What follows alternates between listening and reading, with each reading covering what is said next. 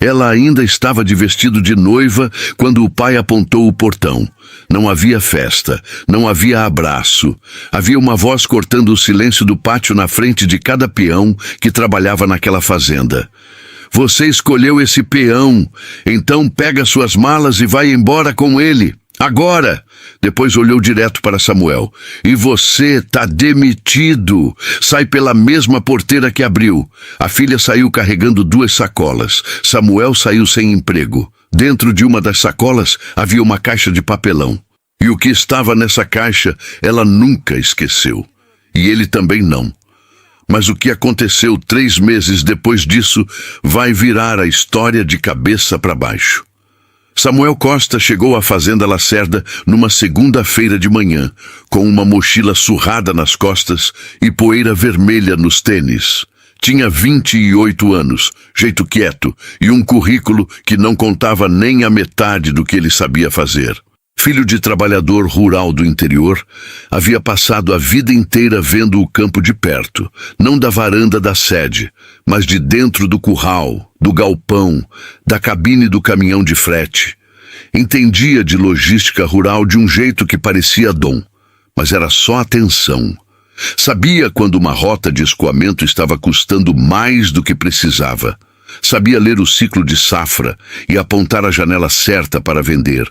Sabia coisas que fazendeiros grandes pagavam consultores para errar. Isso não aparecia na conversa de contratação com o capataz. Apareceu 3 dias depois, quando Samuel apontou um erro no cálculo de frete para um lote de milho e o capataz percebeu que o peão novo tinha razão. A notícia chegou à sede como curiosidade. Dário Lacerda ouviu, deu de ombros e foi tomar café. A filha dele, Rebeca, ouviu diferente. Ela tinha 25 anos, cabelos escuros, olhos atentos e um jeito de andar que mostrava que sabia bem onde estava pisando. Crescera naquela fazenda, conhecia cada cerca, cada estrada de terra, cada problema que o pai fingia que não existia.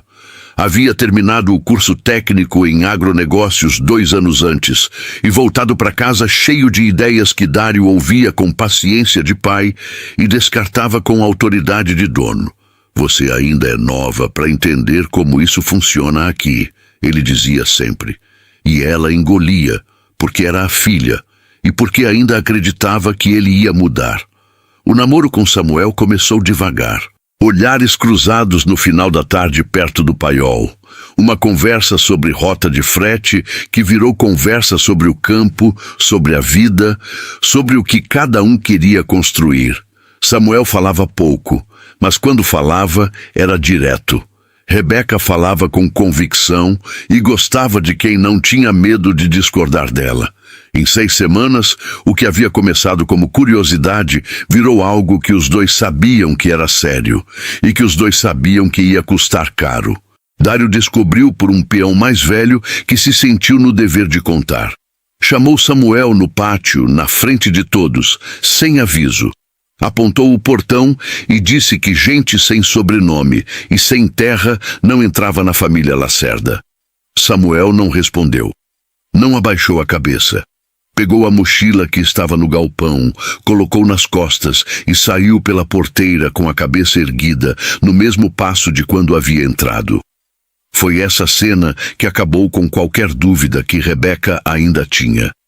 Ela foi atrás. Não naquele dia. Naquele dia, ela ainda tentou conversar com o pai, tentou explicar, tentou encontrar alguma versão da história em que os dois pudessem existir. Dário ouviu com os braços cruzados e disse uma coisa só. Enquanto você estiver debaixo do meu teto, você vai respeitar o que eu decido. Rebeca ficou quieta por um longo segundo.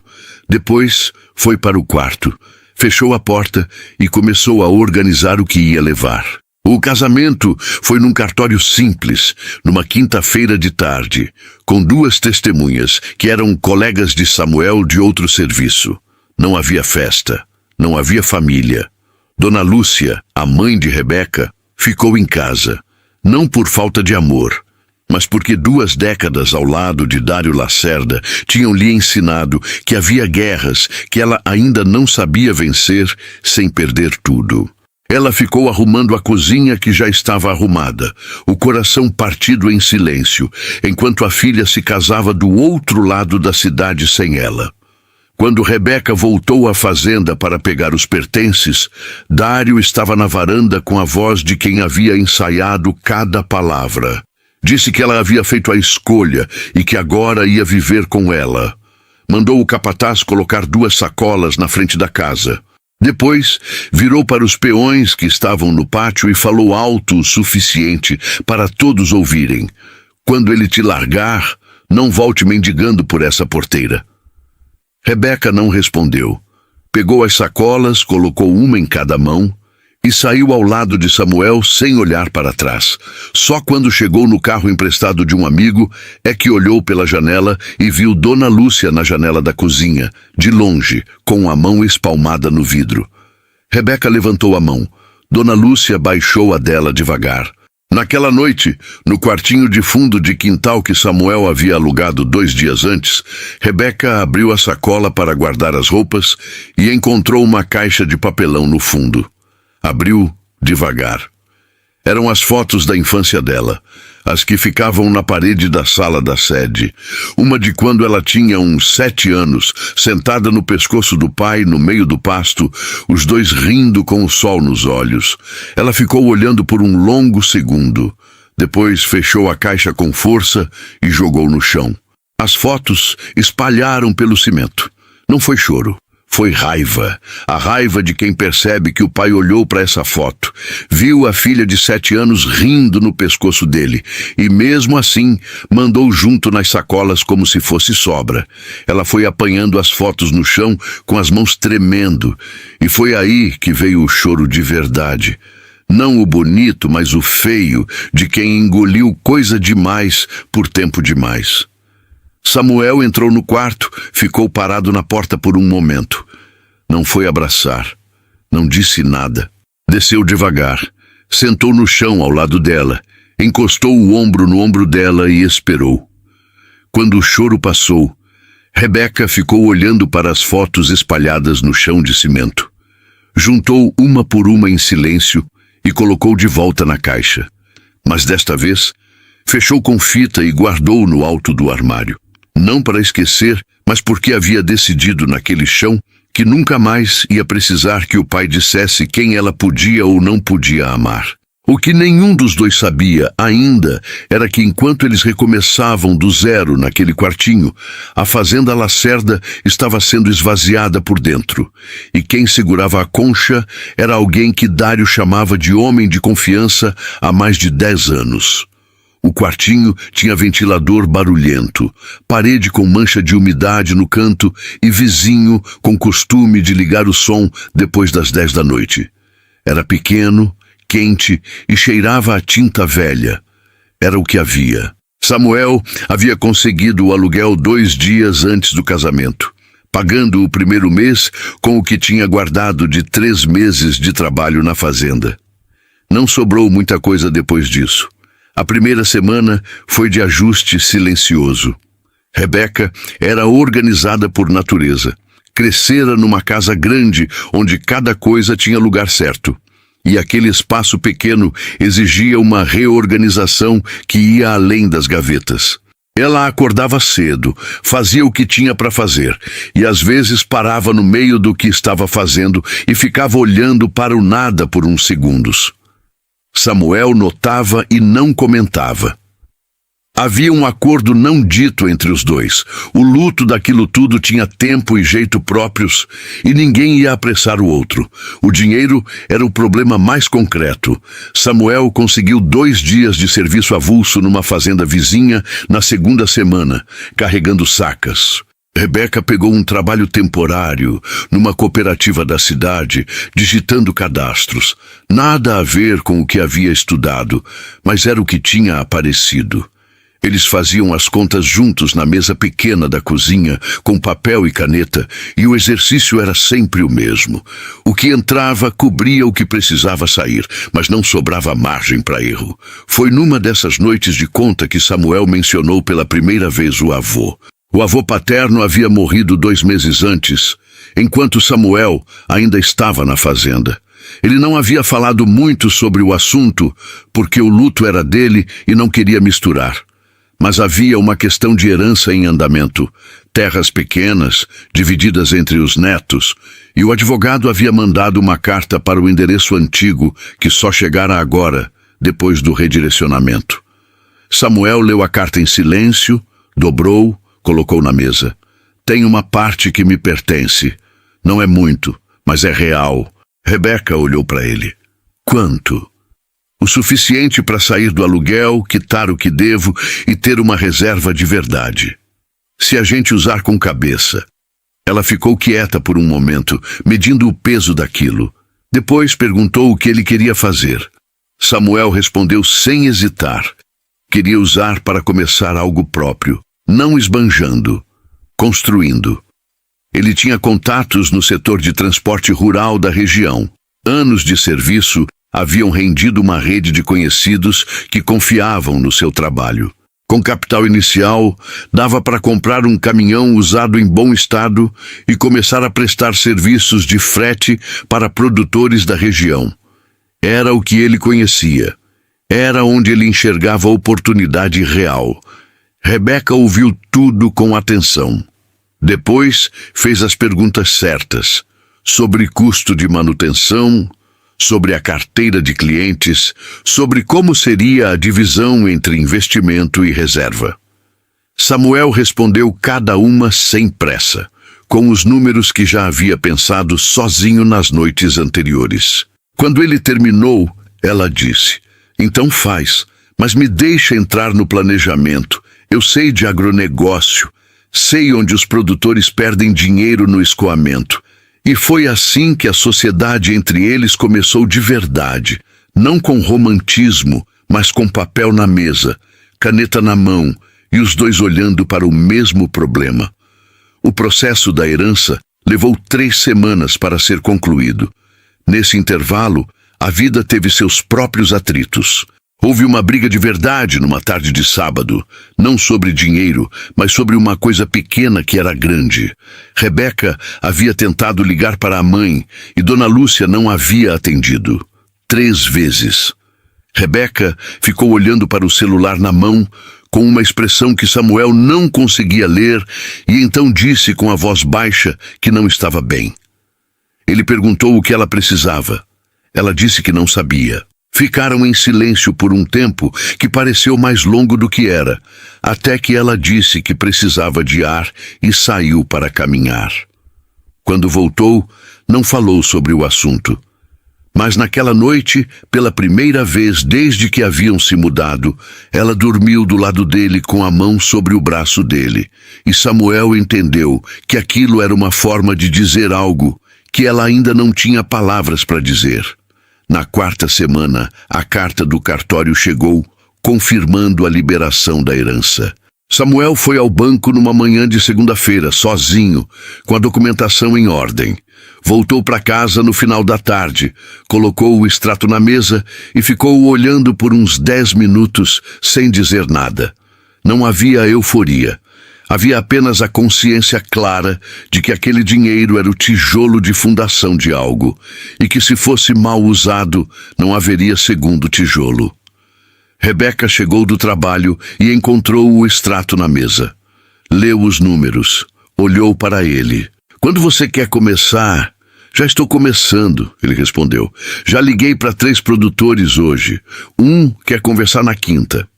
Ela sorriu.